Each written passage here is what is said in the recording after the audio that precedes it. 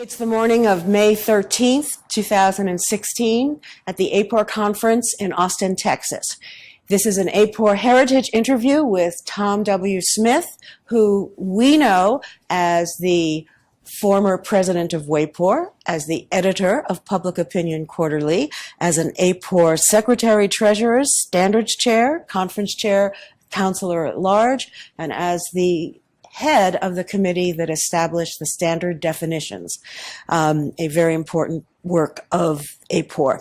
He has won the AAPOR Award for Exceptionally Distinguished Service, and in his life, in his career, he's director of the Center for the Study of Politics and Society at NORC at the University of Chicago.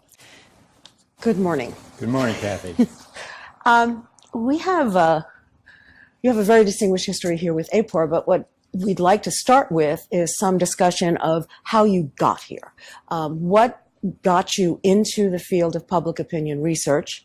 You come from a very different place than many of us. You have a history degree and not a political science or sociology degree. Well, I got here by taking a detour, so let me explain that.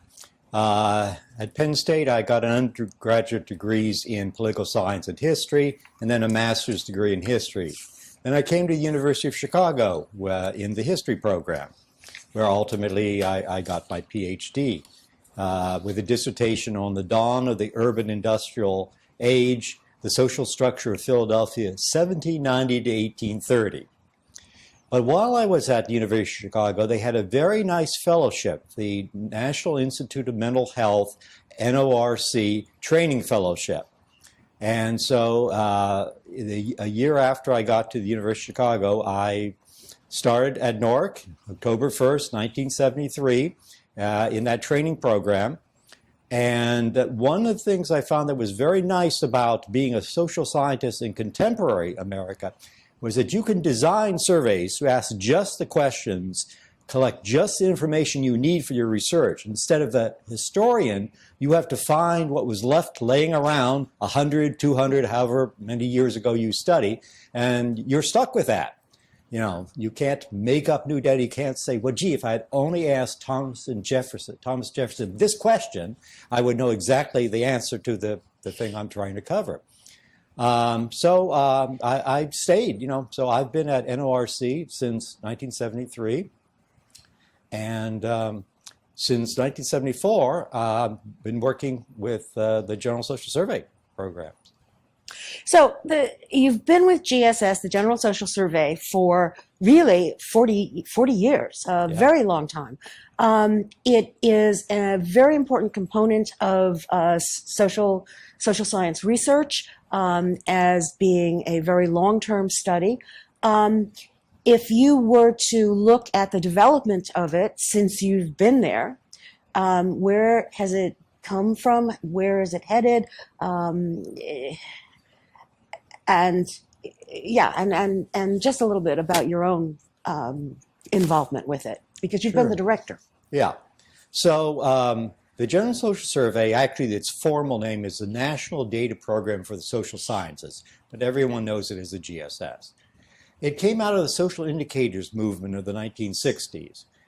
This was when many social scientists realized, well, the government is collecting a lot of statistics on economics. GDP, unemployment rate, cost of living indexes, very good, solid, well-designed, well-collected statistics. But it had very few indicators on all the rest of society, good economic indicators, virtually nothing on everything else. And that was one of the main reasons. It was following on an idea of Otis Dudley Duncan. Jim Davis said, okay, yeah, I think this is a great idea, social indicator program. Let's get someone to take and fund this then. So he turned initially to the National Science Foundation and the Russell Sage Foundation and got the program started with the first data collection in 1972. And we've kept it on down. We're funded through 2018 now. And the second major impetus, besides studying societal change, was most research in the social sciences at that time was done by a principal investigator who got funds for a project. He did the data collection, studied the heck out of the data for 3, 4, 5 years, and then maybe made it public domain. Well, the GSS goes immediately in the public domain. Not anyone within NORC, not anyone on the project does any analysis of it until the day it's released. Same equal access to it. So that was the second thing.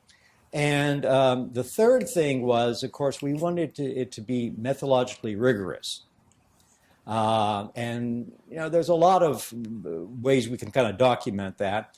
The one is, of course, that the original study and the design we still use today is face-to-face interviewing, a rarer and rarer form of data collection in society nowadays, but one that yields, on average, not only the highest response rate, which is quite clear that it does that, but on average, the best quality data across the board.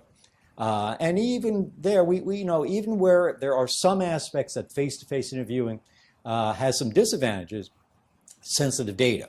So within the General Social Survey, we have self-completion modules where we ask our, what we call our sensitive questions. Our sensitive questions are basically about sexual behavior and drug use. No rock and roll, that's not sensitive enough. So we in the old days, we would stop the interview, we'd hand a paper questionnaire and then an envelope to people. They would fill it out, put it in the envelope, seal it, hand it back. And now we turn the CAPI interview, the computer around, and they do the self-completion section on that. It's a small section of the whole GSS. So that's how it started. All those things were from the beginning, and there's been one major change. The trends over time gives you one perspective because it helps you understand, okay, where are we now compared to where we have been? Gives you that perspective on society.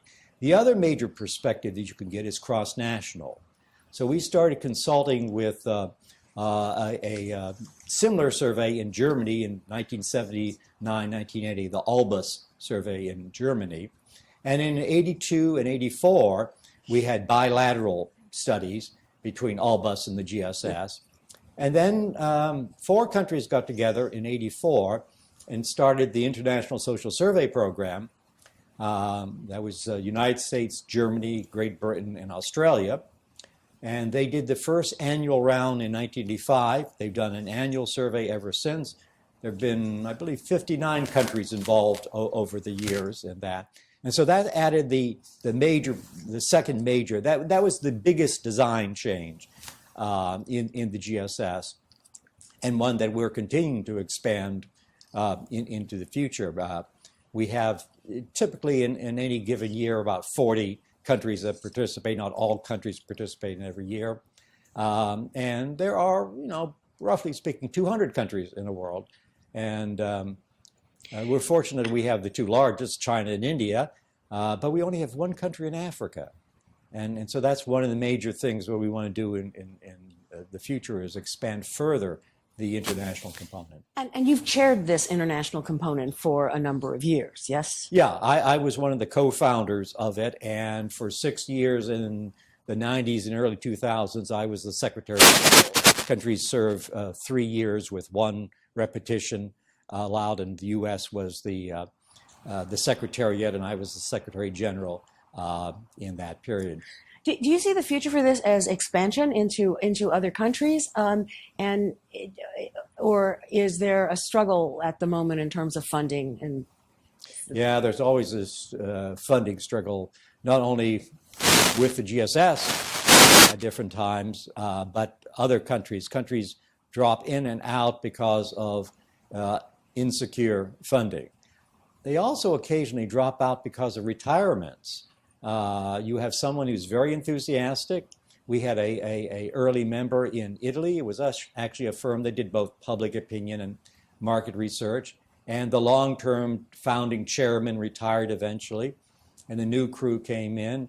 And again, they were mostly market researchers. They said, there's no profit in participating in the ISSP. And so they dropped out. So there's a lot of reasons, funding being the big one, but retirement and other kinds of things. There's been some cases in which the funding has dried up because of political changes in the country. In other words, not just funding specific, but maybe the government doesn't really want to support the social sciences anymore. So yeah, very challenging. We want to expand the number of countries. We also are very interested in improving methodological quality across surveys. We want to achieve the highest standards possible. The goal is functional equivalence. It's very challenging to try and get multiple countries with dozens of languages to come up with as equivalent a question as one can, and we've developed a lot of techniques, improved translation techniques, better documentation. We're right now working on increasing our documentation of how countries weight their data. We're requiring a much fuller, more detailed description of weights so that any researcher can fully understand the nature of the weights. We don't want weights to be a black box, which in some cases the descriptions have been so minimal about how weights are that they approach being that. So, so this project has, how many publications would you say have emerged from the ISSP? Well, we've counted 7,200. Okay, that's yeah, enough. 7,200, and which accounts for about a little less than 1/3 of all the GSS publications that we know of, which are about 27,000. A little less than 1/3 of those are ISSP. So it's become a major component of the use of the GSS in general. And at this point, it's mostly publications in the field of survey research, political science, sociology. Yeah, mostly political science and sociology. The ISSP rotates a thematic module every 10 years. And some of these have been used fairly heavily by political scientists, some others by sociologists. A few of them, like we have one on work orientation, labor economists use it. So we do get other disciplines of the social sciences involved. One of them is on environmental change, and that's one example where we get even a broader constituency of users, people who are really interested in environmental issues, but they realize that while the environmental change is a physical entity, humans are involved in that, and you have to understand how humans understand it, and you have to understand the public opinion behind attitudes on environmental change, because the decision to take and improve things will be, largely speaking, a political decision by countries, and that will be to a major extent driven by what they think the constituencies want. And that's one of the things we measure, questions about attitudes towards it, behaviors involving it, and knowledge about environmental issues. Well, the GSS itself has such a long history that I suppose you can now also approach it as a historian in terms of understanding American culture, U.S. culture. Yeah, so you have, first of all, 40-some years. That's a pretty good thing. As I said at the beginning, when I did my dissertation, I covered 40 years, 1790 to 1830. Well, we have a slightly longer time span here now. And the other way, of course, is cohorts. We can take and study differences across cohorts from the early 20th century into what we're just in 2018, with people who are of 18, born in the year 2000, will move into the new millennium in cohorts. But we have basically all the cohorts of the last century covered in that. And it's a very important way to study social change, not only looking cross-sectionally across the GSS, but seeing how the cohorts differ in their attitudes and values. And of course, because we've been following some of these cohorts for 40 years, we can take and not only look at, it's not a static thing, it's dynamic. How is our attitudes within a cohort over this 40 years changing? So we can look across cohorts and then follow the monitored changes within cohorts across decades. Yeah. You're very unusual in that you have stayed at one place for your entire career. Of course, that doesn't mean you didn't take breaks and you've been a visiting professor elsewhere. But that's a very unusual trajectory for people nowadays. Well, it is, except it fits in with me. So I've been with the same wonderful woman since 1964. Okay, I've been at Newark since only 1973, and I've lived in the same house, the only house I've ever owned, since I think 1977. So while the General Social Survey studies societal change, I try not to experience it myself. Okay, that's fair. But meanwhile, people have moved around you, and people have come in and come out of the field, and of the GSS and of the University of Chicago and of your place and in the industry. Let me answer that question one other way. When you start out at National Opinion Research Center, which is the oldest and largest university-based survey research center, it's you could find places as good as NORC, but you're already at a premier organization there, and with just wonderful people, as several of which who have also, as you were nice enough to mention, won the AAPOR award. So the training program, which I mentioned earlier, was headed by Norman Nye. I've been working with the GSS, headed by James Davis, of course. My methodological interests over the years have been heavily influenced by Norman Bradburn. And then you throw in a few other colleagues like Paul Sheetsley, who went all the way back to, I believe, the second year Newark was founded, 1942. He joined NORC, so Paul was wonderful to take and get that incredible historical depth from about NORC and about the whole industry, of course.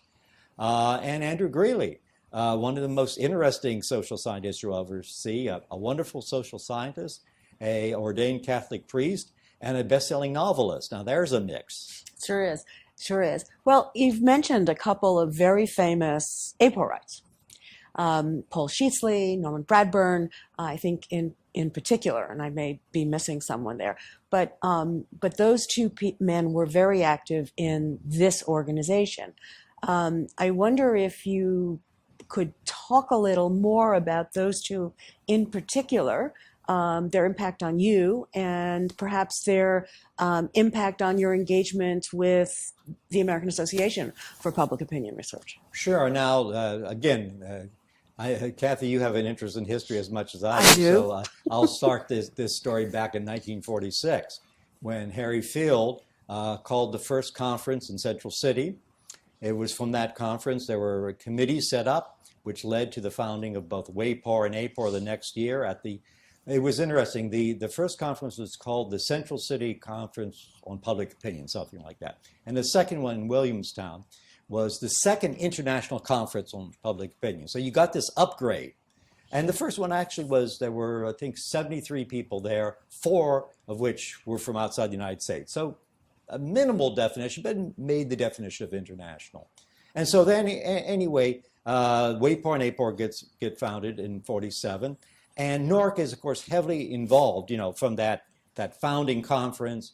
So when I came to Newark in 73, there was, a high degree of interest. Paul Sheetsley had been more or less in the 60s and maybe into the early 70s, kind of running the AAPOR secretariat at that time. So we were deeply involved in the organization. And of course, it's the #1 professional organization in the public opinion survey research field. There are good organizations in market research, but market research is not what Newark does, of course. So it was just natural to take and want to become involved, and I became involved at back in the good old days. Okay, so this is when we still had the full American plan. All of our mills were together. What you're talking about, the AAPOR conferences AAPOR, now. Yeah, conferences. Meeting in obscure, hard to get to places like Buck Hill Falls in the Pocono Mountains. We, of course, outgrew certain traditions and a little bit of loss there. But besides Newark's connection, which led me to be wanting to be involved, you have, and I attend a number of professional associations, the American Sociological, American Statistical Association, etc. Their they don't have the fellowship. They don't have the strong personal relationships that build up that AAPOR is designed to, and was even more facilitating for that in the early years when, again, if you're at Buck Hill Falls, there's no place to go unless you want to walk in the woods, okay? There's no restaurants nearby you, so you all stay together. And of course, I greatly appreciate that and developed many professional and personal relationships with people because of that. Was that your first AAPOR conference at Buck Hill Falls? Buck Hill Falls was my first, yeah. And now, boy, Buck Hill Falls could take and fit maybe a couple sessions here. I don't know what the count is this year, but it's probably around 1,000, and we were in the low hundreds back in those days. Yeah. So you basically came to AAPOR pretty much at the same time you came to NORC. Yeah. So I started in '73, and it was either the very late '70s. I think probably the very late '70s. I attended my first conference. I was, of course, already aware of AAPOR before that, but I think, I've essentially gone for, without interruption for about the last 35 years. Yeah. And the changes, obviously, it's become larger. It's moved away from these tiny places in the woods to large hotels in the middle of fairly significant cities. Yeah. And any other changes that you've seen over that period? Well, much of it is, so the change, huge changes in scale, less kind of inward looking. That is, we're not closed off. There's all kinds of wonderful places to be diverted to. We're in Austin here, for example. But if you look at the sessions, I think, have very much the same flavor. A lot of good, solid methodological sessions, a lot of very innovative stuff every year, and the fact that people are willing to take and share even their kind of groundbreaking new things there. So this is the best way to take and keep track of. Now, as you mentioned, I'm editor of Public Opinion Quarterly, and of course we publish things, but there's we can't cover as many things in that journal, and there's a year or two lag by the time you have to finish the full analysis of this particular new experiment or new method of sampling or whatever it is, and then the review process usually takes a minimum 6 months, and then you get put in a queue, and that's another 6 months typically. Well, here you're getting it right. People come in and say, yes, I just ran these things yesterday, and here's the results. So you really are kept up to date, and that is something that is traditional. And the substantive papers too. Papers, again, a lot using the GSS, studying societal changes. Not so much, but some very interesting paper looking at comparative research across societies or at cross groups within the United States. So, comparative analysis also if you're comparing Asian, Hispanic versus African American and European Americans, particularly when for two of those groups you probably have to have multilingual interviewing. So we, for example, after asking for 10 years for additional support to get Spanish interviewing, we were finally able to get it in 2006, and we increased by about a third the number of Hispanic respondents because previously we were only able to get either the English only or the bilingual. And now, of course, we can get the Spanish only, or at least those who are bilingual but are more comfortable doing it in English. That's a change in the GSS that I was not aware of. I was not aware of the fact that you could not do interviews in Spanish. Didn't have the funding for it until relatively recently. Yeah. Are there any other changes that took place over the course of time that would either improve or raise questions about the quality of the research? Well, there's a number of things that are worth mentioning. One, of course, is that 2002 we switched from paper and pencil to CAPI. And I did announce, we didn't do a controlled experiment. We didn't do half paper and pencil and half that. But I looked very carefully at the first couple of years of CAPI and compared it with the long baseline figures. which is a fairly good comparison, particularly if you're not dealing with something that is high, is showing a lot of year-to-year fluctuation. And we did spot about a half dozen variables. Now that's a half dozen there's several hundred variables, which did show some kind of a CAPI effect. And one thing we actually had to adjust, the way we asked our ethnic identification question. It was worded exactly the same in that, but there was a formatting issue in the CAPI that led to getting a different result. It had to do with how many people gave multiple ethnicities. And so we tried a revised wording. The next year we did a true experiment, and we showed the revised wording duplicated the time series things. And then we used that moving forward. So the CAPI, again, it was minimal disruption, but it was a change, of course, and it, of course, improved a number of things. I mean, it wasn't just disruptive. CAPI, as you know, it greatly reduces the problem of incorrect skips, which even with self-completion, respondents are very bad at following skip instructions. Interviewers are much better, but they're not as mechanically driven as the CAPI program is, which if you say you're married, they'll only go and ask you questions for the married people, and the CAPI program won't slip up, and an interviewer occasionally do. Matter of fact, back in the old paper and pencil day, there was always, half dozen cases in which they would respond would be married in some questions and not married in other questions, and we'd have to cull through all the information and try and figure out which was correct, because they can't be both. They can't both be married and not married. No, that's true. That's true. And now, of course, that problem has gone away. That's true. And of course, when you're doing this with interviewers on the telephone, at least you see the questionnaire and the problem with it, and you can send it back and say, call this person back. Yeah. Are you really married, or are you not really married? I'm going to move on to AAPOR in just a little after this one last question, because you have such a long history with AAPOR and did so much for the organization. But looking ahead to the future of the GSS, you're funded through 2018. Are you hopeful about the likelihood that it will continue for the long term? I'm pretty hopeful. I mean, because we have a long record. It is, of course, getting increasingly expensive to do the kind of research we're doing, and there's always pressure. That causes a lot of negative headwind in continuing the program. We're doing a number of experiments this year to take and deal with possible changes in design. Now, we don't have anything. For example, we're doing an internet experiment. So we're doing the regular face-to-face GSS.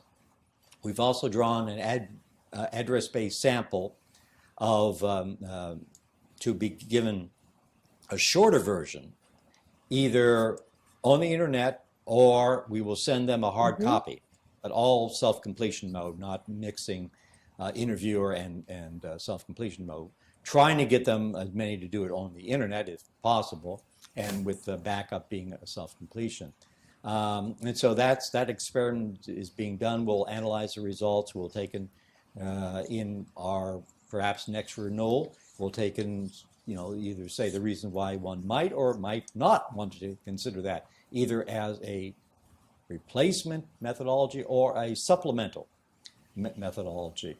We're also doing something called multi-level multi-source.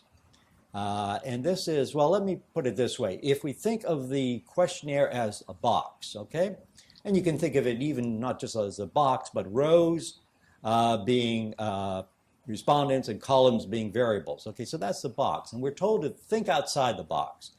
But this technique is a technique to take and use things that are outside the box to improve what is in the box. Okay? So the first thing that's outside the box is, well, all the information from the sample frame that you use. In this case, we have an address-based sample frame. And often that information is used when the sample is drawn, and then it's left off the side. Well, we will pull in all that information. So we know lots of things about the neighborhoods that people live in, from the census and from other sources. And the other thing, which is outside the limited box of the interview itself, is paradata. and we're increasing the amount of paradata that is being collected. Now, if you go even further outside the box, you can think of auxiliary data sources. And this would be anything. We're not linking respondents to it, but addresses, the household level. And there are more and more databases that you can take and link in all kinds of information about that. Voting records of households, for example. The value of the house. Yeah, exactly. And so we're going to take and do that, and at multiple levels. So that's where the multiple source is those things I just mentioned. The multiple level is, okay, we got the respondent, that's basically from the interview. And then we have some household information, again, some from the interview, some from these other sources. But then we have neighborhood level information, community level information. And if you extend this all the way down and thought of it in the most grandiose thing, country level data if you were doing the same thing across countries. And that gives you a very powerful contextual effect. It is of great value both for substantive purposes, because you want to take, a standard hypothesis, which has been shown to be true, is that poor people who live in poor neighborhoods are more disadvantaged than poor people who live in mixed income neighborhoods. They don't have the connections, they don't have the examples, etc., various reasons for the cultural of poverty hypothesis, which has been shown. So you can take and do all kinds of substantive things. The second thing, methodologically, is this information you're collecting on neighborhoods and on addresses, you have for all the original sample cases, not just your respondents. So you can use this to get dozens and dozens of variables to check for representativeness and non-response bias. You're not being able to take and check the non-response bias of a specific question, but you can, so let's say you have something about income. And, so you don't know the household income in any real reliable way for those who aren't respondents, but you at least know whether they are in poor or rich neighborhoods. And so you get things that are related to some of the individual variables. So this looks to me, it sounds to me as if you're welcoming the availability of, quote, big data and incorporating what you can into the information that we glean from surveys. Yes and no, and the examples I've just been giving you is very much the yes.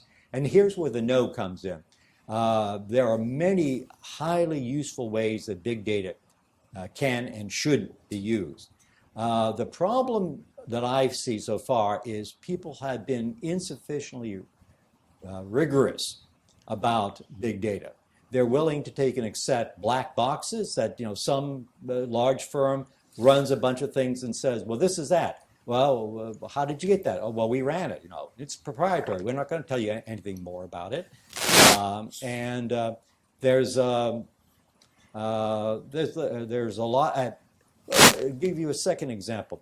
If you want to take and understand the expressions of opinion that people are on Twitter on, and if that's what you want to do, fine. Run, get a good analysis program, a sentiment analysis program. They're not perfected, but, do the best you can with the current thing. Take all the tweets, break it up by date or whatever is, helps your analysis. Analyze it. But realize that's what you're analyzing. People who you're actually analyzing tweets, which first of all, 20% of the population send tweets. It's very unequal within that. There are like 25, 30% of people who are on Twitter who never tweet. And there are others that tweet all the time. And there's another example of these automated tweets. It's not even a person. A person has set up a program and some of them tweet hundreds of times a day. And so if you just want to take and understand what is coming across Twitter, that's fine and very useful.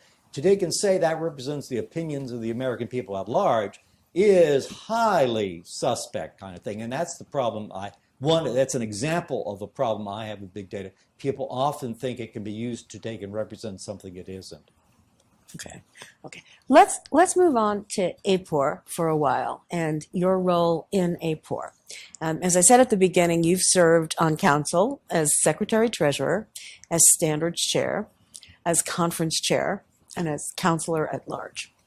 And you've also been president of WAPOR. But let's talk about AAPOR now. Sure. So you've seen this institution, this organization, through a period of years, actually, and perhaps a period of change. Which of those assignments did you find the most challenging? Well, in some ways, Secretary Treasurer, I would say, was the most challenging. It was the first of all, it was the first council position I had. And of course, it had to do with a lot of, understanding what the endowment was, what the thing, and this was a period in which there was no professional management company. So this was all volunteers. We had at that time probably 1.5 full-time people, paid people, and they were just hires of AAPOR. They were not part of a large professional company. Can you just note what year this was? What decade this was? That I was serving in that position? Yeah, the late 80s. Okay. Yeah. And, we didn't go to professional management for, a decade and a half after that, whenever it was exactly. And yeah, so that, there wasn't even a kind of well-organized, what do I want to say, kind of set up for determining budgets. There were, different, you needed a budget for conference, you needed a budget for standards and all this thing. And there was, the people in those positions didn't know any more about what the budget should be than anyone else did. So it was much less structured and without the professionals involved there. So that was challenging. On the other hand, I didn't find standards that challenging because it really represents what I had been doing most of the time. Majority of my research is methodological research, which one way of thinking methodological research is trying to, learning through empirical study what is the best way to take and do data, what are what increases or decreases measurement error and things. And AAPOR has standards which are designed to facilitate that, things, mostly reporting standards. And of course, related, as I should say, to the Standard Definition Initiative. Which, well, we need to talk a lot about the Standard Definitions Initiative because you are famous for that in this organization, and you have you started that project and you took it on, and I think we need to spend at least a few minutes talking about how that was able to come to fruition, why it was necessary, how it got organized to get done, and how it got done. So this is I came to the realization sometime in the middle 1990s that there was no consensus on how response rates, cooperation rates, all the other outcome rates were being used. And not only wasn't there any consensus, but there were clearly some uses of those which were highly suspect that you really couldn't accept as a reasonable way. There were, some differences that you could say, well, yeah, this way is okay, that way is okay, but there were a large number which were clearly not appropriate things. So that was a problem, and the solution which occurred to me was, okay, we have to define the outcome of cases, and then we have to define how each case is assigned. The existing things were, okay, you take the total sample by the completed cases, and you do division. I mean, there was no definition of what counted as out of scope, what counted as a completed case, a partially completed case, etc. And so you start by defining all the specific outcomes, what it means to be that. So we have, for the different types of surveys, about 20, 25 different categories in which all the cases, all the original sample cases have to be classified in, a definition of what they meet, and then that those fit into formulae, which are in the standard definitions. So it's got a clear guidance, and so then the challenge became to get people aboard to do that. And what we did was I forget the exact number, probably about a dozen people were on the original committee, And we chose people to represent all the different branches of AAPOR, commercial, government, academic, so on. So we wanted buy-in. We wanted all the segments represented, which helped us. And the other thing that helped us is that we do have these slightly different, there's response rate 1, 2, 3 kind of thing. And the rules say, you can't say the AAPOR response rate is X. You have to say AAPOR response rate 1 is X. How did you get to that? How did you get to the creation of multiple? Okay, so this goes back to what I was saying a few minutes ago, that there were different ways of doing it that were both reasonable. If we had insisted on only one way, it would have been much harder to get buy-in from the general thing. But by showing that there are 2 or 3 different ways which are all acceptable and with a clear definition as to what varies, like do you count partial cases or not, be an example. It gave us flexibility without losing rigor, because each one was rigorously defined, but it wasn't a straitjacket saying that, oh, you can't count partial cases or you can't do this. If you're doing this, your response rate 2, your response rate 3. And I think the involvement of all segments and the fact that we had this flexibility in rather than complete one-size-fits-all rigidity led to the adoption of it by the organization and by journals, and other POQ, of course, requires it. And WAPOR then came aboard and adopted it. And so there's been a pretty good level of buy-in outside of AAPOR. Yes, there has been. How did you find? Well, I guess there's always been discussion at AAPOR about response rates and providing response rates and the need for providing response rates. Did you find resistance anywhere in any group? Were there divisions that you could categorize in terms of this development? There wasn't so much overt opposition as simply if you didn't want to do it, you didn't do it. I mean, that was the way people who and if you're in a certain segment of the industry and if your clients don't care about this, then you just don't do it, and your clients are still happy, and you're happy because your clients are happy, and yeah. But if if you want to go and publish in POQ, you need to be able to document this. If it's also true of some other journals, so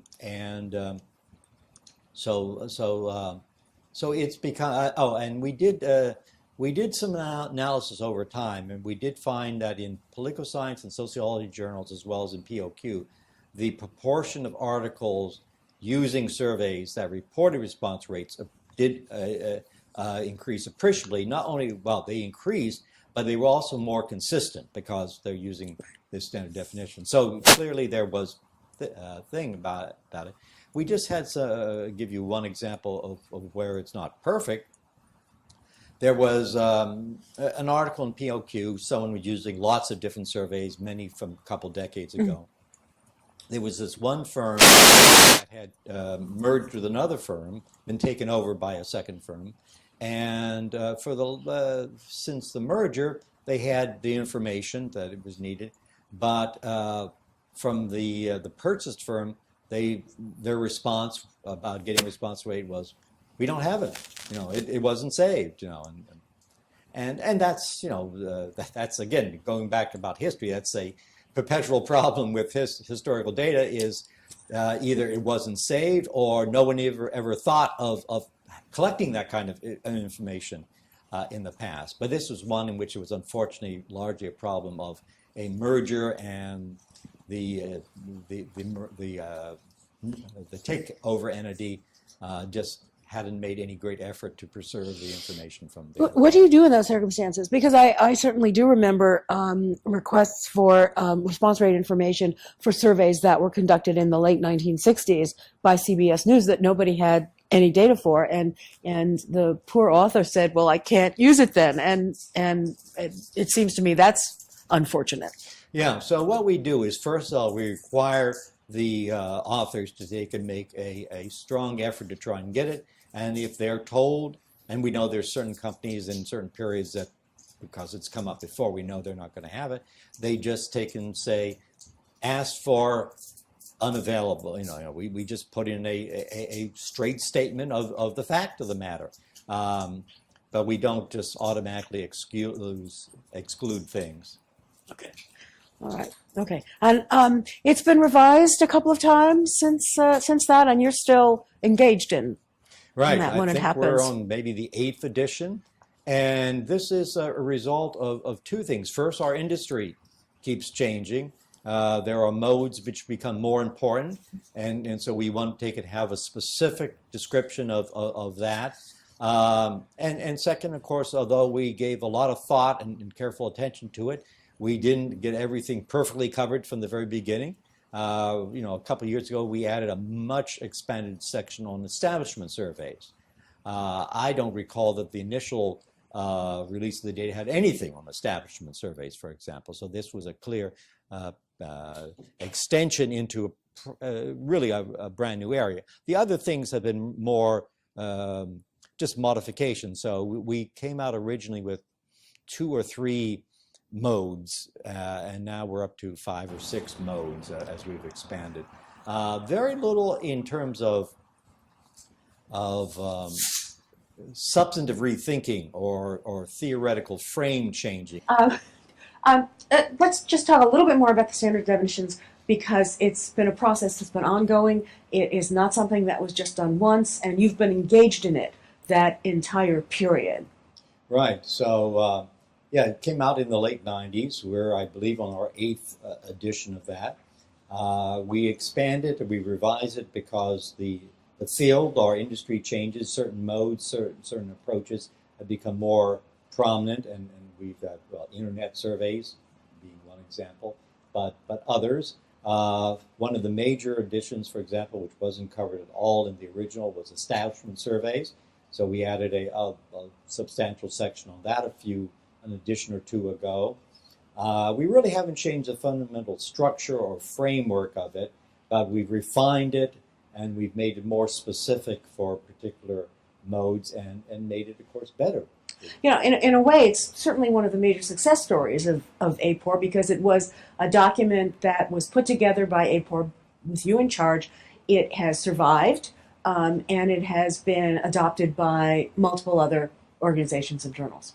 Yes, and it it's a good illustration of one of the key aspects of what AAPOR stands for, which is quality, scientifically rigorous research. And this is just a little niche in that, but it helps us pursue that broader goal. I do think of you as associated with standards, because you've served as standards committee chair. You're responsible for the standards definition. You participate in ISO, which is global attempts at setting standards. Would you describe yourself that way? Well, I have been primarily a survey methodologist, and to my mind, that means you have to be interested in standards. One way of thinking, there's different kind of standards, but one is you have to understand the science behind our business of measuring things. And once you understand the science, the difference between mode effects, question wording effects, non-response bias, just across the board things, then that means in some cases you should have professional standards for things, and in other cases they should be not necessarily organizational standards, but things that good methodologists should know when they're designing surveys. The total survey error perspective there, which I've been, of course, a big proponent of, and which, particularly in recent years, I've kind of led the expansion of it to apply to multiple surveys. Total survey error was designed exclusively with one survey in mind, very, very sensible starting point. So you have a sampling error, you have coding error, you have all these different sources of error, all the different components. In the particular version of total survey error that I use, there are 35 boxes, 35 things that you have to pay attention to. And you really, I believe that total survey error, you do need to be very specific and detailed by it. You can't just talk about there's sampling error, there's measurement error. You have to say what are the what are the specific details that the components, the subcomponents of that. Well, much of the most important research we do doesn't involve just a survey. The General Social Survey involves 30-some surveys over time. Cross-national surveys like the International Social Survey Program use 40 or more countries. And you have to, between each component, between sampling, question wording, coding, etc., across 2 time points or 2 countries, there's comparison error. If you're not measuring that particular thing in exactly the same way, you have comparison error. So if you have a bad translation, that is a comparison error in wording. The bad translation leads to the wordings not being comparable and creating a bias, a comparison error between them, and in all the other little boxes that you do there. So, so the standards, as I see, is an outgrowth of that, and not only being, of course, AAPOR, but was WAPOR standards chair, and still serving as the ISO committee. The ISO is now working on a revised set of international standards to bring together existing standards for access panels and survey research in general. They're going to bring it together in one combined standard, and with a new set of standard on web analytics. So back to big data, the ISO is now going to step into that direction and create the first international set of standards that at least begins to scratch the surface of that very complex, large beast, big data. Would it be fair of me to conclude from all of this that you're fairly hopeful about the future of survey research in the United States and throughout the world? I'm hopeful, but I see some real challenges, and I see the challenges.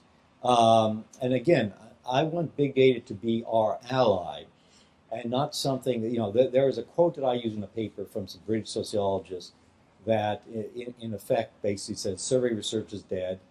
It's going to be in the dustbin of history, and we're just going to take and scrape everything off the web, And we should scrape everything that's useful off the web, but there are many things that is not the most reliable, best quality way of doing it. And in some cases, it's very incorrect to do it. We need to take and use it when it optimizes the quality of the research, and we need to take and understand the strengths and weaknesses. You see, it's like this big PR campaign. Big data, it's wonderful, it's easy, it's fast, Well, yeah, but is it reliable? Is it scientifically valid? And there just hasn't been enough attention to that. And some of the things, like I say, if you want to analyze tweets and just speak about tweets, well, of course, I'm not going to do a survey and ask people, what do you tweet? I'm going to analyze the tweets themselves. That's clearly the correct way. But if I want to study a public opinion of Americans, I might want to take and have a component of that being analysis of tweets, but I'm not going to take and use that as the main thing. And in the foreseeable future, the tweets are not going to change. It could be that everyone in America in 10 years from now will take and wake up and tweet in the morning just like they have their morning coffee, but I don't think so. When you were, you've written 450 scholarly papers. I'm overwhelmed by that. But when you were given the AAPOR Award for exceptionally distinguished service for a lot of things, many of which we've talked about, one thing that was mentioned when it was presented to you was the fact that you had written more T-shirt slogans than anybody else at that time. That might not longer be true, but it was certainly still true. Okay. I have 4 winners. The competition, I will say, was not as rigorous in the early years as it was now. I mean, you get dozens of entries, and but yes, I have 4 winners, and I think Do you have a favorite? um, probably your opinion counts. It's either if or when we count your opinion. I think that's a good one. It's something that I enjoy doing because, again, it fits in with this fellowship side of AAPOR. We've got this hard, rigorous, quantitative side, which I love so much, but we're also a group of people who enjoy each other's company and enjoy a little bit of humor on the side. And some of those T-shirts. Or the thing that was at the banquet last night, the scrolling on the screen about the faux history of public opinion research in the United States was, again, a good example of AAPOR humor, which promotes camaraderie. Excellent, excellent. We have to wrap this up. Is there anything I've left out? Is there anything you'd like to put on the record for your AAPOR Heritage interview? Well, I'll just say 2 things. It's been a pleasure to be involved with AAPOR across all these decades. And I'm looking forward for maybe another decade or 2. Excellent. So. At least another decade. Yes. This has been the AAPOR Heritage interview with Tom W. Smith. It's May 13th, 2016, and I'm Kathy Frankovic. Thank you, Kathy. Thank you.